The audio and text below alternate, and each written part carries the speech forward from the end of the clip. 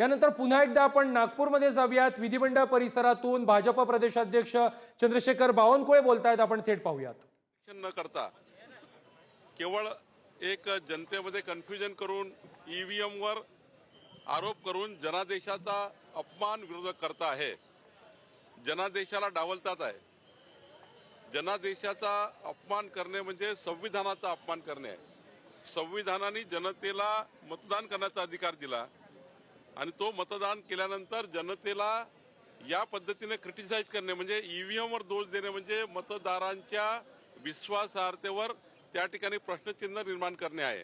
आणि म्हणून विरोधकांनी किमान काय वस्तुस्थिती आहे तपासली पाहिजे, काय कारण काय त्यांना या ठिकाणी त्यांची अवस्था ही झाली हे तपासलं पाहिजे असं मला वाटतं। तर परभणीच्या मुद्द्यावरती नितीन राऊत आरोप करतायत की आंदोलकांना बेदम मारहाण केलेली आहे, निष्पाप महिलांवरती पोलिसांनी अत्याचार केल्याचे व्हिडिओ माझ्याकडे मी विधानसभेत मांडले। नाही, असं आहे की घटना दुर्दैवी आहे, पण त्या ठिकाणी आरोपीला तात्काळ अटक झाली आहे। माननीय मुख्यमंत्री महोदयांनी तातडीनं कारवाई केली, सरकारने तातडीने कारवाई केली, पण नंतर मात्र जो प्रक्षोभ झाला त्या प्रक्षोभाचं त्या ठिकाणी ज्या पद्धतीने तोडफोड सुरू होती, ज्या पद्धतीने आंदोलन सुरू होतं, त्यामुळे सरकार आणि आंदोलनकर्त्यामध्ये योग्य समन्वय झाला। नंतर ते आंदोलन संपलं, पण थोडी पोलिसांमध्ये काही जे बाचाबाची झाली किंवा जे काही तणाव निर्माण झाला त्यामध्ये जरी नितीन राऊतांनी विधानसभेत मांडलं तर आमचे मुख्यमंत्री त्यांना योग्य उत्तर देतील। तपास पूर्ण त्या ठिकाणी तपास जो केला सरकारने ते तपास मांडतील। माननीय मुख्यमंत्र्यांनी कालच सांगितलं की मी विधानसभेत मांडणार आहे। मोठा वरू नका बघता आम्ही विधानसभेत चर्चेला तयार आहोत असं रावसाहेब दानवे म्हटले। काल मुख्यमंत्री म्हटले होते की विधान भवनात चर्चा करावी, बाहेर माध्यमांवर चर्चा करू नये। अंबादास दानवे म्हणतात तुम्ही फक्त खोटं बोलला का, आम्ही विधानसभेत सुद्धा तयारी चर्चा। सध्या जरा थोडे आता शॉकमध्ये आहेत, त्यांना निवडणुकीमध्ये 440 व्होल्टचा करंट लागला आहे, त्यामुळे जरा त्यांची अवस्था थोडी दुरुस्त व्हायला थोडा वेळ लागेल। सध्या आता विरोधक म्हणून ते आपली भूमिका पार पाडतात आहे, पण ते शॉकच्या बाहेर निघाले नाहीये। त्यांना लोकांनी मोठा शॉक दिला आहे, तर पुढे काहीतरी धीरे धीरे परिवर्तन होईल।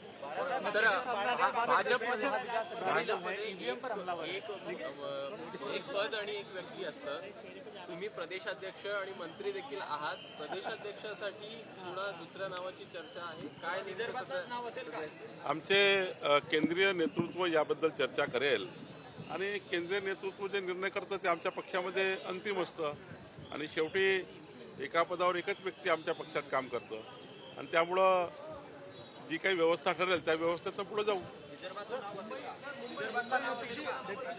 नतीजे सामने आने के बाद लगातार ईवीएम पर हमलावर है विपक्ष, लेकिन अब उमर अब्दुल्ला जो कि उनके अलायंस पार्टनर है वही उन पर हमला कर रहे हैं, बोले कि जब आप जीतते हैं तब तो ईवीएम का ठेका नहीं पड़ता। देखिए, पूरा देश कहता है, 140 करोड़ भारतीय कहते हैं और महाराष्ट्र के 14 करोड़ महाराष्ट्र के लोग कहते हैं, जनता कहती है कि ये झूठी अफवाह है, महाविकास आघाड़ी फैला रही है। जब वो जीतते हैं तब ईवीएम अच्छी होती है, जब वो हारते हैं ईवीएम खराब होती है। ये सारे जनता को समझ गया। अभी उन्होंने सबक नहीं सीखा तो आने वाले पंचायत चुनाव में जनता उनको धो डालेगी। अगर वो आकलन नहीं कर पा रहे चुनाव हारने का तो हम क्या करें? हम तो जनता में जा रहे हैं, हम जनता में जाकर हम फिर एक बार चुनाव की तैयारी कर रहे हैं। हम 1.5 करोड़ सदस्यता अभियान भी कर रहे हैं भारतीय जनता पार्टी का। हम 1.5 करोड़ घर जाना चाहते हैं। हम निश्चित रूप से हम अपना काम कर रहे हैं, लेकिन कांग्रेस पार्टी ईवीएम पर दोष देकर खुद के पांव पर फिर एक बार कुल्हाड़ी मार रही है, क्योंकि ईवीएम का दोष देकर वो कभी जीत नहीं सकते। उन्होंने आत्मविश्वास खो दिया है, विश्वास खो दिया है।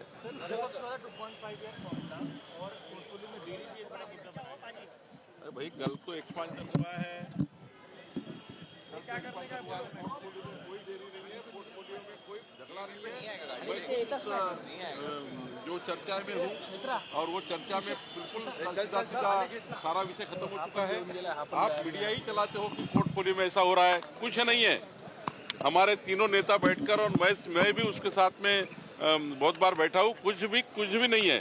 आपको जल्दी इसका निर्णय मिल जाएगा। मंत्रीपद न मिळाल्याची नाराजी कशी दूर करणार? भुजबल साहब की नाराजगी दूर होगी सर? नाराजी कशी दूर करणार? देखिए अनेक नेते आहेत भुजबल साहब वरिष्ठ नेता है हमारे, माननीय छगन भुजबल जी हमारे वरिष्ठ नेता है।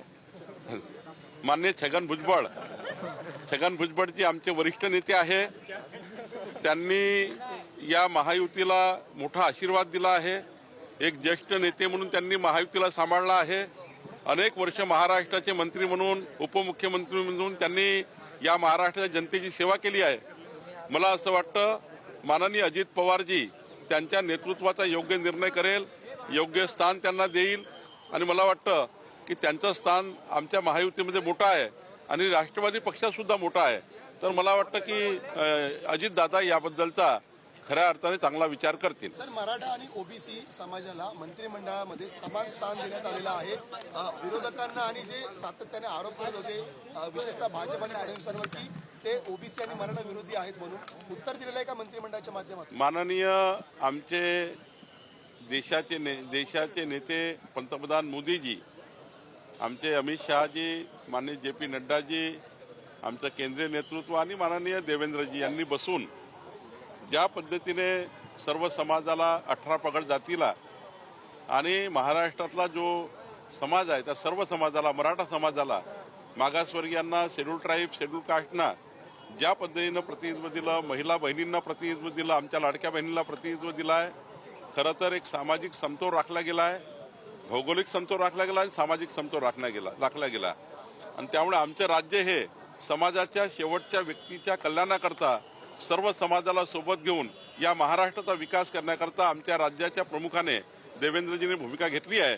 देवेंद्रजी हे पहिल्यापासून सामाजिक समता याकरता काम करणारे कार्यकर्ते आहेत आणि त्यामुळं या माननीय देवेंद्रजींच्या नेतृत्वाचं जे कॅबिनेट मंत्रिमंडळ तयार झालं हे सर्व समाजाला सोबत घेऊन पुढे नेणारं आहे आणि यातनंच महाराष्ट्राचा विकास आहे। यातनंच पुढच्या काळामध्ये देशातलं महाराष्ट्र क्रमांक 1 राज्य होणार आहे। धनगर समाजाला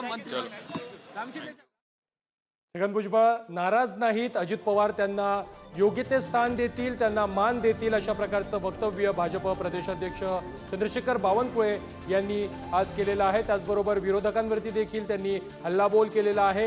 ईव्हीएमच्या मुद्द्यावरून विरोधकांवरती त्यांनी टीका केली आहे।